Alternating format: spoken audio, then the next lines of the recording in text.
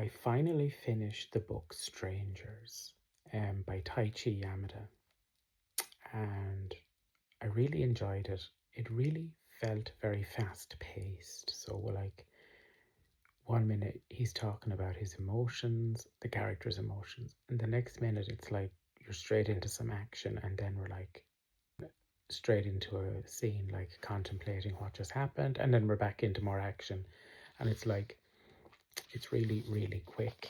So there are times when I felt that I was like that I'd missed something, and I'd have to go back a page and like reread it again because I wasn't finished with the emotion. It's like I had to like reprocess it just so I could kind of come to terms with what had just happened, and then I could move on. But that's just one of the kind of the experience of reading it. But overall, it was really enjoyable. The story is about a guy who's living in an apartment building, and most of the apartments in the building are actually offices. So it's a kind of really spooky place to live, and it's really noisy, and you can hear the traffic outside. So it's actually really atmospheric the way he describes it. It feels kind of a little bit surreal and very like isolated from the rest of society. You kind of get the impression that everything that's happening in the real world is really distant from where he is and where he lives. He starts to experience the symptoms of loneliness. And as he explains to you what's going on with him, he starts to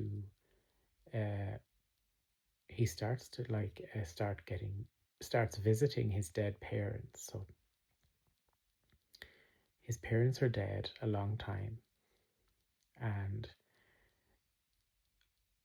he starts to think that his loneliness is causing him to hallucinate his parents. But it turns out that it's a little bit more complicated than that, and there's a really good twist at the end. I really recommend it. It's really short, and it gives a really interesting first-person view of loneliness and some of the strange consequences of loneliness. I wouldn't say loneliness causes hallucinations in everybody, or it doesn't cause your dead parents to reappear.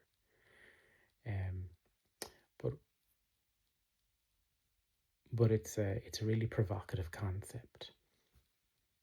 And there was a recent film adaptation a few years back now.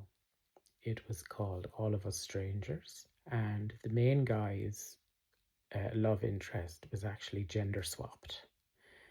So instead of it being a girl, it was actually a boy, a male. And it seems really strange that they would do a gender swap like that. But actually it's supported by the text itself. So there's one line in the text where the narrator says that the name of Harida's love interest could actually be a boy's name. And I think that's where the director kind of gets his license to change the sex of the girlfriend slash boyfriend. So apart from the gender swap, which I thought was actually, it was interesting, but not really necessary.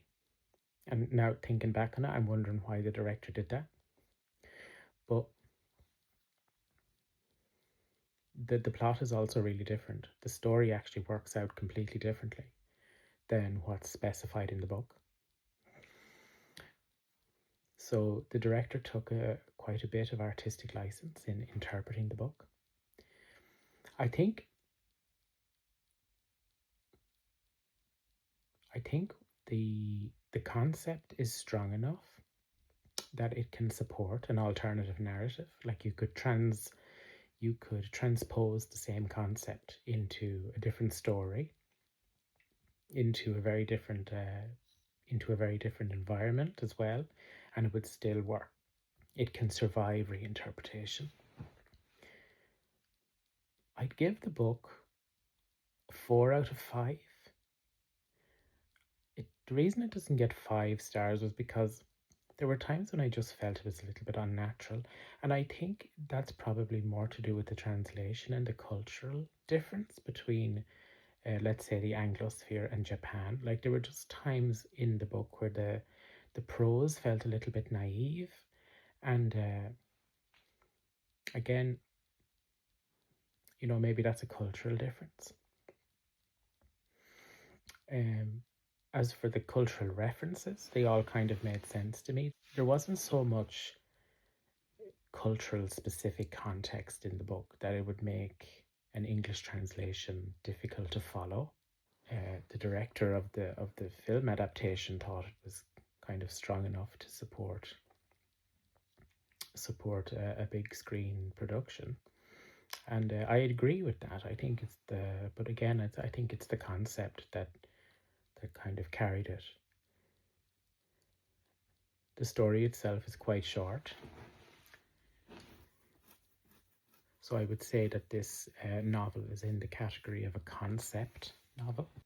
I wouldn't say it's purely genre fiction.